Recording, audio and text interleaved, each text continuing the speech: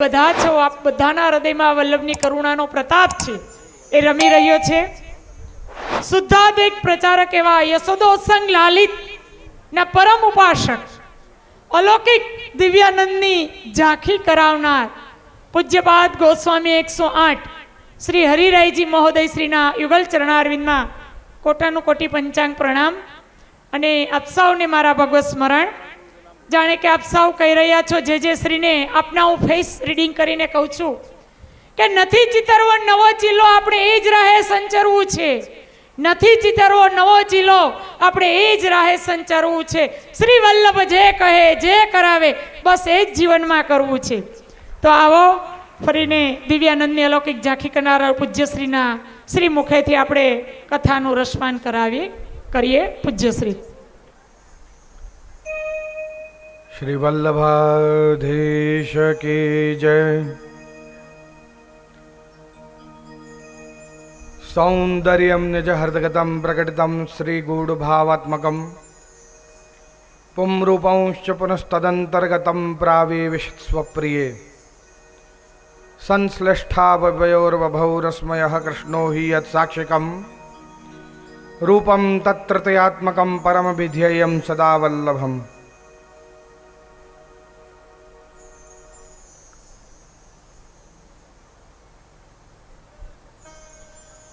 ભગવત કૃપાથી અહીંયા એકત્રિત થયેલા આપણે સૌ જે ભગવત સત્સંગ કરવા માટે તેના અંતર્ગત આવેલા બધા જ ભૂદેવ વૃંદોને નમન. એવં મારી જોડે એકત્રિત થયા અને સંગતિ કરી રહેલા એવા કલાકાર વૃંદો, ખૂબ જ સુંદર રીતે માઇકનું સંચાલન કરી રહ્યા એવા ભાવનાબેન,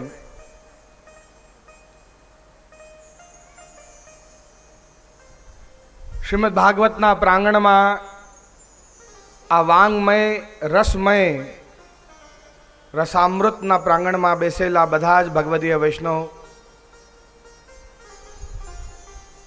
કારણ કે જેના થકી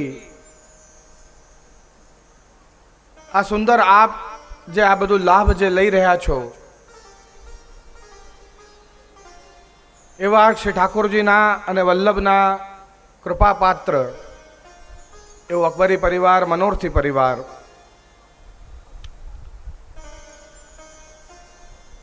ગાયો, વૃદ્ધ, નંદી બેલો એવं પરમ ભગવદીય ગૌલોકવાસી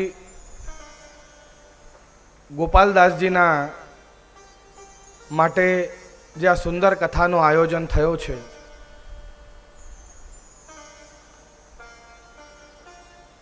ખૂબ જ સુંદર વાત કરી ભાવનાબેને કે 7 દિવસ મનોરથી પરિવારના અનગિનત શ્રમ ના ફલ રૂપ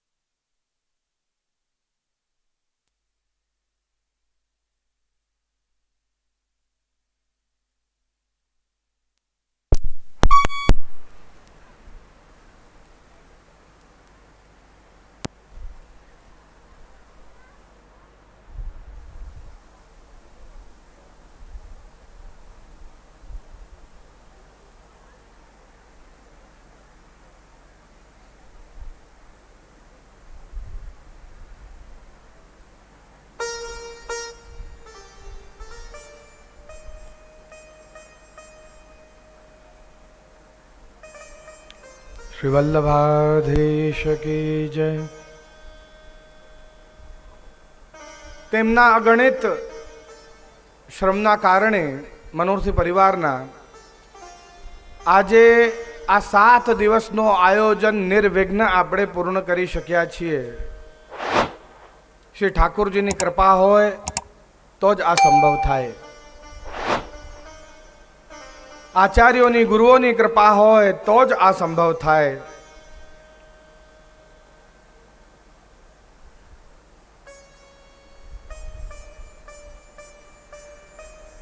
કાલે એટલું સુંદર ગાયો અને નંદી બેલો માટેનું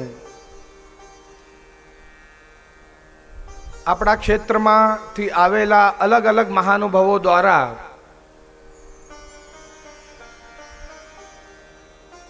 જે ગાયો વિશે પ્રેમ, સન્માન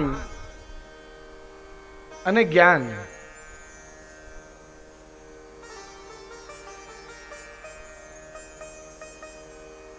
જે વિજ્ઞાન પ્રમાણે પણ પ્રમાણિત થયું હોય એવું જ્ઞાન આપણને આ બધા મહાનુભાવોએ આપ્યો. અહીં સુધી કે ગાયોના ગોધનમાંથી, એના ગોબરમાંથી કે ગૌમૂત્રમાંથી બનેલી વસ્તુઓ કયા પ્રમાણે મોબાઈલના રેડિયેશન્સને પણ કાપી દે છે, શરીર પર એનો અસર થવા દેતી નથી. ધર્મ પ્રમાણે તો આપણે જાણીએ જ છીએ કે ગાયોની અંદર 33 પ્રકારના દેવતાઓ બિરાજે છે.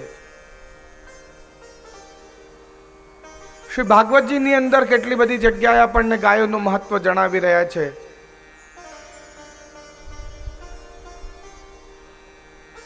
નારદજી કહી રહ્યા છે એમના માતરાશ્રીના હાથમાં જ્યારે ગાયની પૂંછ હતી ને દેહ છૂટ્યું તો સીધું મોક્ષ મળ્યું.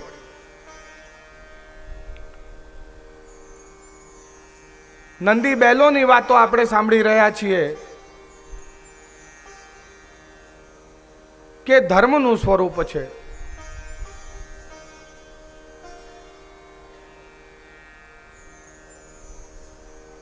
જે રક્ષા માટે ભગવાન પાસે હતા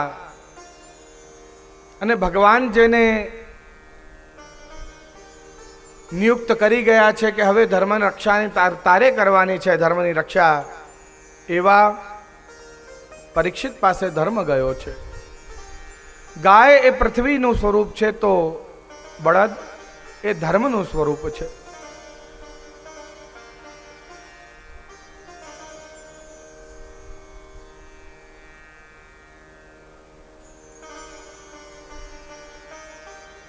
આપણા પાપ અને પુણ્યો ગમે તેટલા મોટા પાપ હોય, ગમે તેટલી નાના પાપ હોય, એ કર્મોથી સર્જન થતા જ હોય છે. કોઈ પૂછે છે કે જો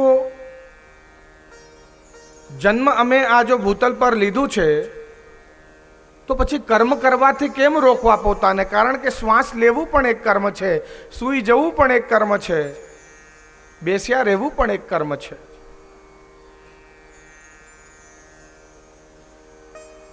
તો એ કર્મના બંધનમાંથી નીકળીએ કેવી રીતે?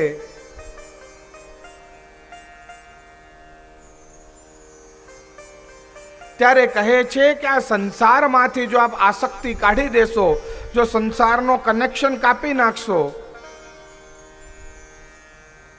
તો પણ કર્મ તો ચાલ્યા કરશે, પણ એ કર્મનું ખરાબ ફલ મળવાનું બંધ થઈ જશે.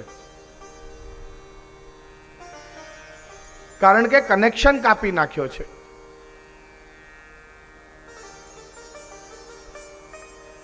જે પ્રમાણે અત્યારે જે આ પંખો ચાલે છે